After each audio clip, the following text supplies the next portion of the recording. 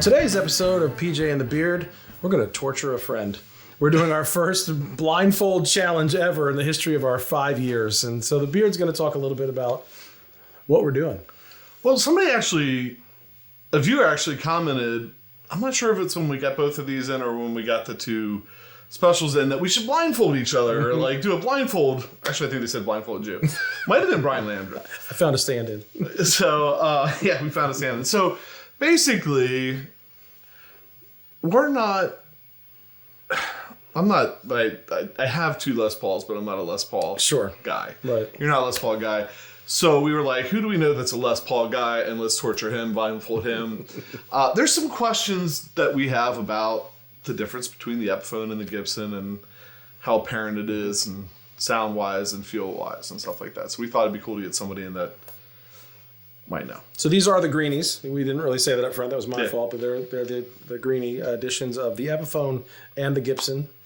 And so... I'm going to step off camera for a little bit and let Pat introduce our guest. Okay. All right, so we offloaded the Beard, and I brought in our friend Skip. And I was trying to think, I feel like I've known Skip for probably 10 years or more, perhaps. We've crossed paths. We've not played enough together. Oftentimes, when Skip would be playing, I invited him to come to our church, and I invited him because I couldn't be there. So we're really excited to have him on here. We've been talking about this for several years because of his friendship and his playing and his collection. Let's not lie here. But so what we want to do tonight was we had him come over, as Jason said, because we had two Les Paul style guitars. And so we said, why don't you grab one of your guitars? Knowing he knew what he was going to be playing tonight. So he grabbed, I'll let him say hi and show the guitar he brought, because we wanted him to have kind of a reference as we dialed up a sound that he would have that pretty set. So what did you decide to bring? So I brought a 1990 Les Paul Standard Gibson, primarily because it has the 50s rounded neck, and also the pickups were similar in output to what I read about the Greenie. I have no experience with the Greenie, and like Pat said, I have a few Les Pauls, and I prefer the 60s slim taper and a little bit hotter pickup. So, and that's what I picked out to bring over was something really fast and really hot.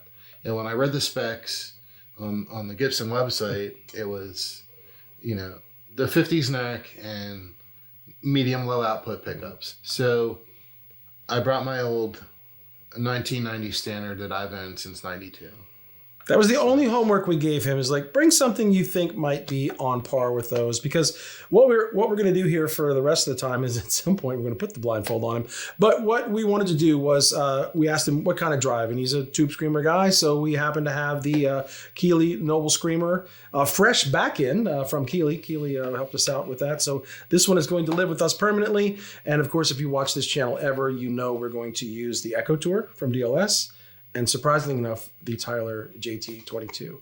So that's the reference. And we're going to look at a clip of him playing this guitar, and we're going to move on from there.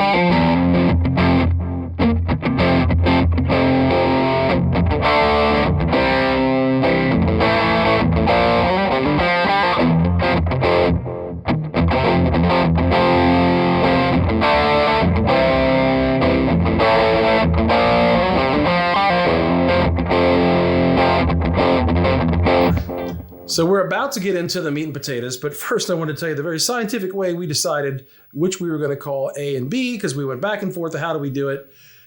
Jason recently got these honey picks, which you probably can't see that. So there is a honeybee on one side and nothing on the other side. And we flipped it to get A and B. So guitar A, the first guitar you played. Yes. I'm going to ask you your initial thoughts of that guitar. Sure. Guitar A felt a little bit rough. The neck was not as smooth. You could definitely feel the satin finish or faded. I'm not sure how they label it. Mm-hmm. It definitely felt more woody or earthy or worn. Okay. Not as refined or smooth. Again, I don't know if that was the Gibson or the Epiphone. I have no idea. It just felt a little bit rougher. Okay. And not in a bad way.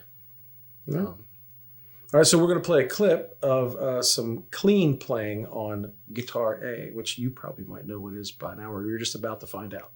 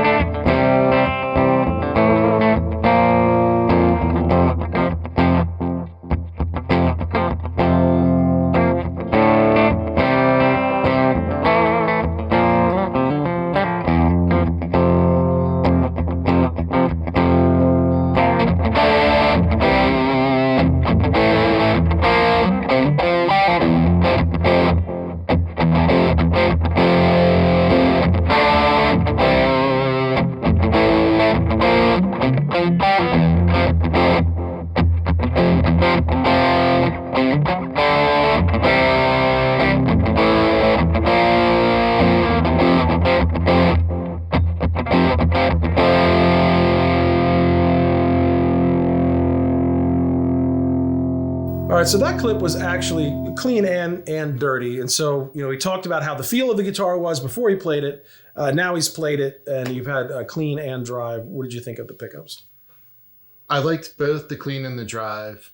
The first guitar felt like the pickups were a little bit hotter.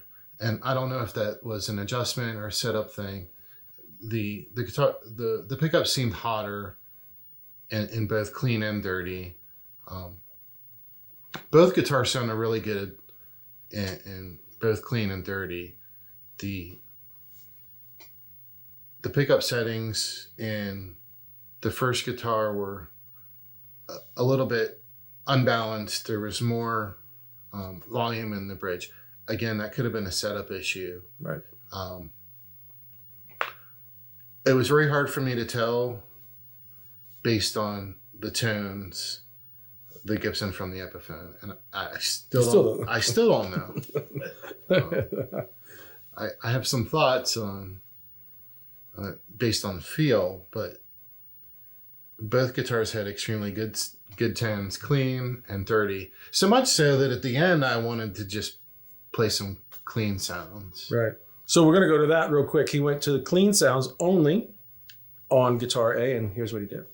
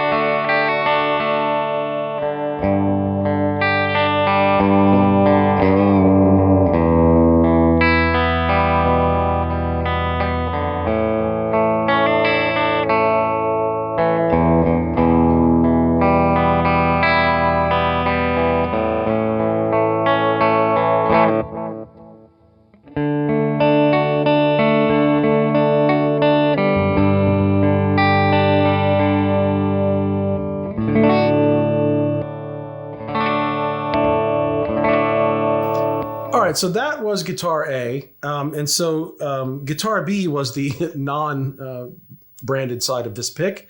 So your thoughts on guitar B. You shared a few when you compared it to A already, but give me your thoughts about B. So guitar B felt the neck was much more smoother. It felt faster. It felt like there was more care done in the finishing. It didn't have that woody, earthy. It felt more finished. It felt like there was more time into the actual finish. It felt a little bit slimmer compared to A. You know, the thickness was less.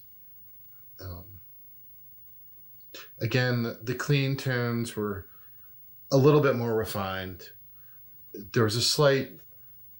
The bridge pickup was not as hot as A, in both clean and dirty. But overall, I felt that the second guitar, or B, guitar B, was a little bit more refined in the finish and the feel. Okay. So here is a clip of guitar B, clean and with drive.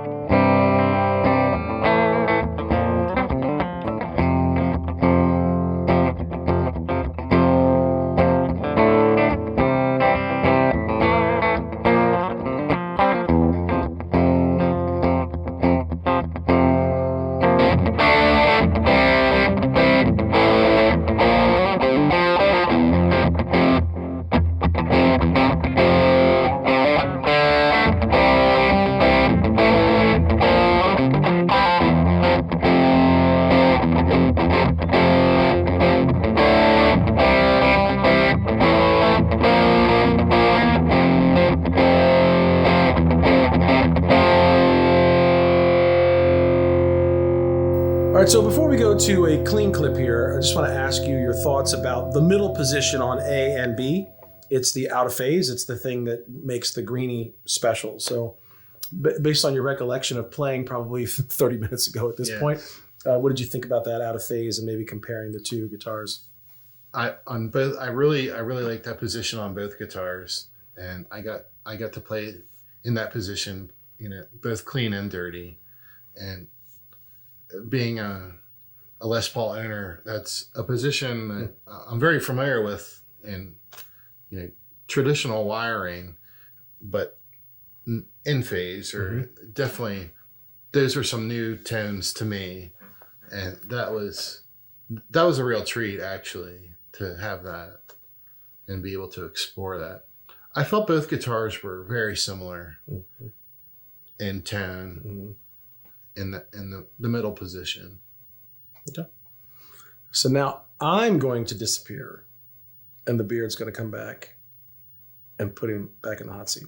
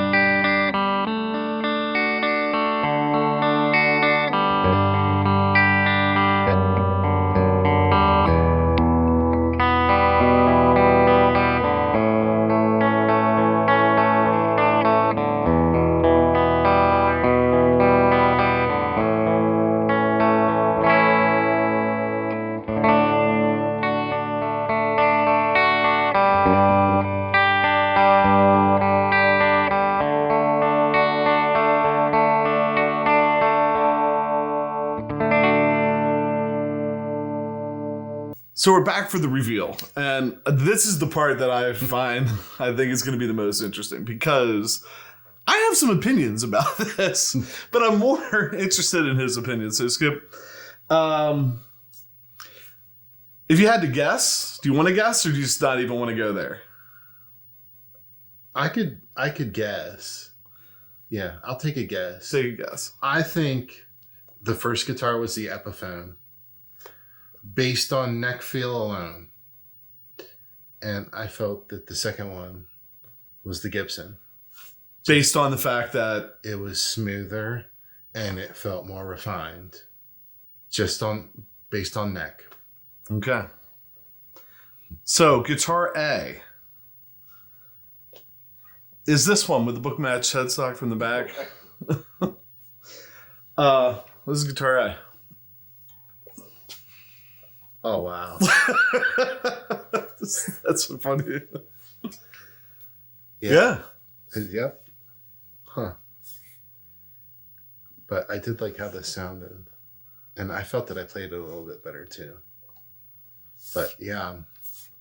Surprised by the feel of the neck? I really am. And I actually... I'm in shock. I actually thought the neck would almost give it away because it has that more kind of... You call it woody, earthy feel to it. But that's not normal on a Les Paul, is it? No. Or at least definitely not. And I have a satin finish guitar that it was like a Guitar Center exclusive. So the only part that's gloss is the top. The back is totally satin or matte, whatever you want to call it, faded. And the back of the neck has like a light gloss, but it's still not as glossy as the top. And the back is really satiny, very similar to this. Does it feel like that or not even close? Not even close. Yeah. So this felt totally. See, and I don't know what that. It's not a satin feel to me, right? Right. It feels rough. It does. I like it personally. I'm going to say that. I like that. I like the feel of that neck. But it does. It feels. It has. I thought the earthy woody thing was a good. Definitely was a good way to describe that. So take a good look at that guitar. Like take a good look at the top. This is the first time you've seen it. We like literally had it. I have not seen that. Had it in the hidden guitar rack, on the wall in a hidden room, and we've kept it pretty secret throughout the night here. It was only out when he was blindfolded until now. It's an awesome guitar. I'm really surprised.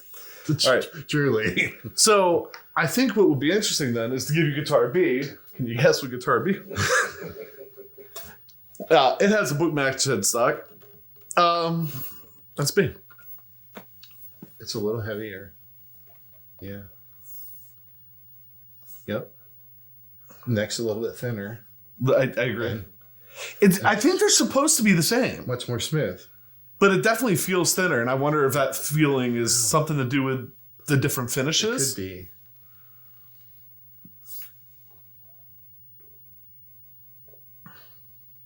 be. Yeah, the finish is very, very different. Yeah. Big time. This definitely has a more plastic or poly. Poly's probably, yeah. Yeah. Poly feel, but yeah, I'm in shock. I really thought this was the Gibson. Really? Yeah. So other than the sound, the feel. So which one do you think sounded better? The first one. Yeah. Where? This is the interesting thing because they have the same pickups. I thought.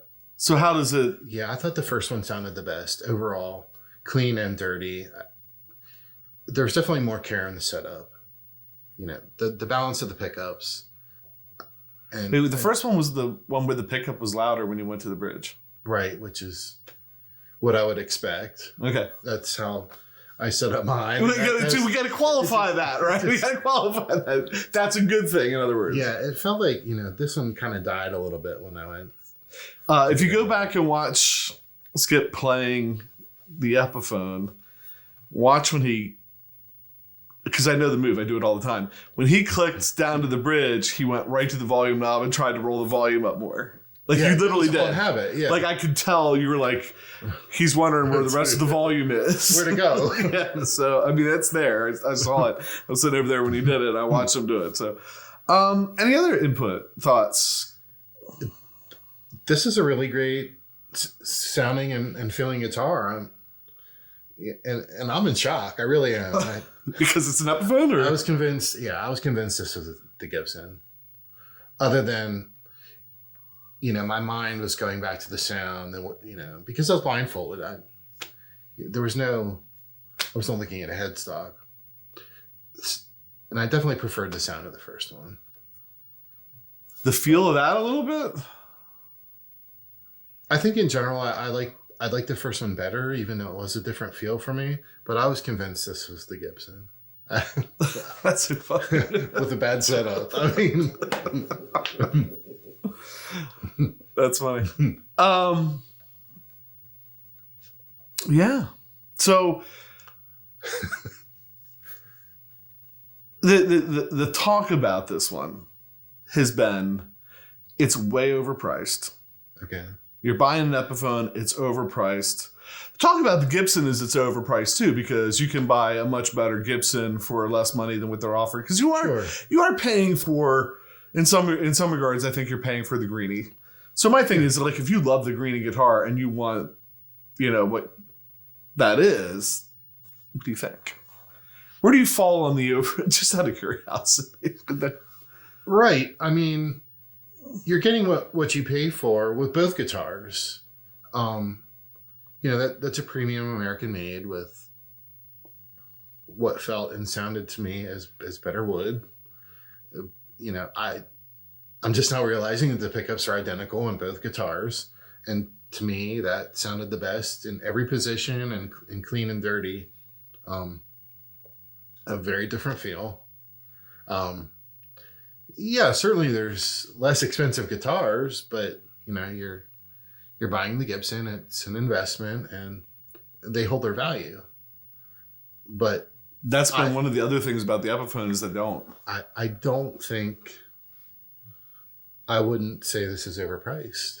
This is a lot of guitar, and it fooled me. I mean, you saw it. I did not see this guitar. I had no clue. And based on feel alone, I said it at the beginning, I thought this was the Gibson. I was convinced with a bad setup. It's so funny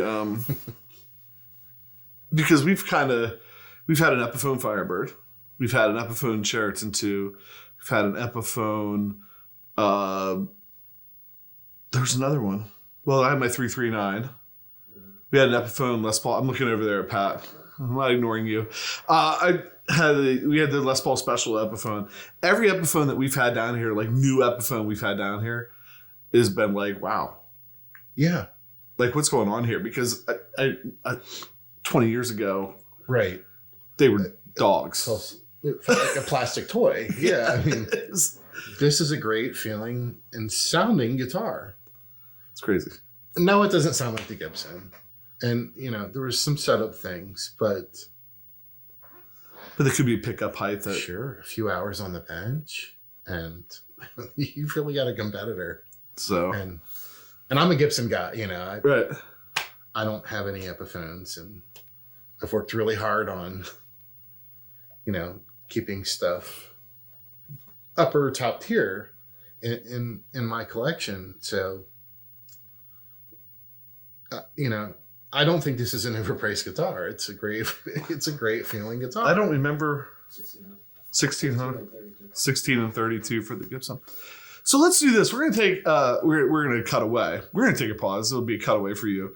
Pat and I need to wrap it up, and then we might get some playing going on. So we'll be right back. So we took a little pause. Pat and Skip put on some guitars, recorded a little jam. Wait till you maybe try to take a guess at what guitar Skip's going to have. Right. Stick around to that so you can figure blindfold yourself and see if you know which guitar he's playing. Exactly. But before we get into that jam, just real quick, some final thoughts from us. I'll let you start.